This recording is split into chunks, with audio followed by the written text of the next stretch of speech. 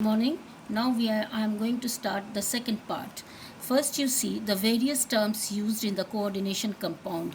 In this compound, the coordination entity is COCl2NH3 whole 4. Plus sign shows the charge number. Cl minus shows the ionizable sphere, and Cl2 and NH3 are the ligands, and 2 and 4 are the coordination number, and Co is the central metal ion. Now I am going to explain the classification on the basis of the charge, that is the classification of ligands. Ligands are those atoms or groups of atoms which have a tendency to donate a lone pair of electron to the central metal atom or ion. So they are classified on the basis of charge as a neutral ligand, anionic ligand, and cationic ligand. The such ligands possess no electrical charge present on them. They are called neutral. So aqua H2O is named as aqua, NH3 is named as amine, CO is named as carbonyl, NO is named as nitrosyl, C5H5N pyridine, and so on. Now anionic ligands. Such ligands carry negative charge on them. They are known as anionic species. F minus, Br minus, I minus, Cn minus, and they are repeated as cyanido, bromido, chlorido, and so on. Cationic ligands. Such ligands carry positive charge and occur very rarely in complexes, that is NO plus, nitrosilium, NH2, NH3 plus, that is hydrazinium, and so on. Now we will classify on the basis of number of donor atom. The number of such ligating groups, that is the donor atom, is called denticity of the ligand. Depending on the number of donor atom, it will be classified as a unidentate ligand. The ligands which possess only one donor atom and can form only one coordinate bond to the central metal atom or ion, they are known as unidentate or monodentate ligand. So these are the example. For H2O we name as aqua and donor atom is O. NH3 is amine and the donor atom is N. CO is the carbonyl and the donor atom is O. NO is the nitrosyl and the donor atom is N, and so on. Now didentate ligand. The ligand which possesses two donor atom and can form two coordinate bonds with the central metal atom or ion, they are known as didentate ligands. Example are COO, COO, COO, 2 minus, that is oxalate, two donor atom O and O. In this ethylene diamine or ethane 1,2-diamine, there are two donor atom, that is N and N.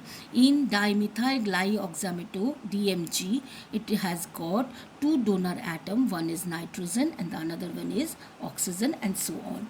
Tridentate ligands, the ligands which possess three donor atom and can form three coordinate bonds with the central metal atom or ion, are called tridentate ligand. Here we are getting three donor atom, that is nitrogen, oxygen, and here also one nitrogen and oxygen. 1, 2, 3, 1, 2, 3. Now tetradentate ligands. The ligands which possess four donor atom are called tetradentate. Here 1, 2, 3, 4. Pentadentate. The ligands which contain 5 donor atom are called pentadentate ligands. 1, 2, 3, 4, 5.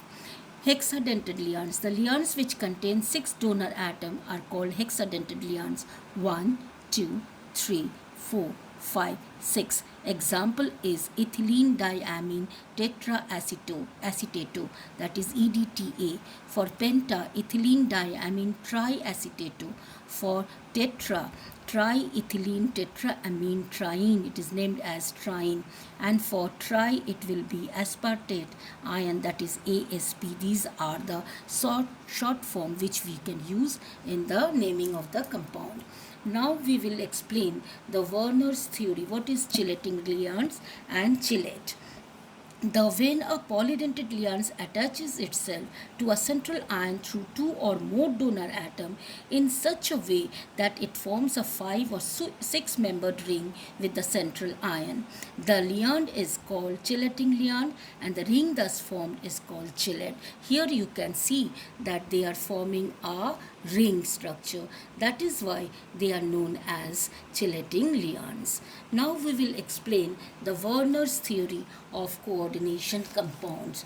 Alfred Werner, a Swiss chemist, was the first to formulate his idea about the structure of coordination compound in 1898. He proposed the concept of a primary valency and a secondary valency for a metal ion. Binary compounds such as CrCl3, CoCl2, PdCl2 have primary valency of 3, 2 and 2 respectively. In a series of compounds of cobalt-3 chloride with ammonia, it was found that some of the chloride ions could be precipitated as AgCl on adding excess of silver nitrate solution in cold, but some remained in the solution. For example, 1 mole of CoCl3.6NH3 color is yellow and it gives 3 moles of AgCl. 1 mole of CoCl3 and 5NH3, the color is purple and it gives 2 moles of AgCl. CoCl3 4NH3, the color is green and it gives 1 mole of AgCl. And you can see that 1 mole of CoCl3 and 3NH3, it gives no precipitate, does not ionize, and it gives no precipitate or number of ions. So these are the theory of Werner's, and on the basis of this, the postulates of Werner theory is in coordination compound, metal has 2 types of linkage, one that is primary and secondary in a complex.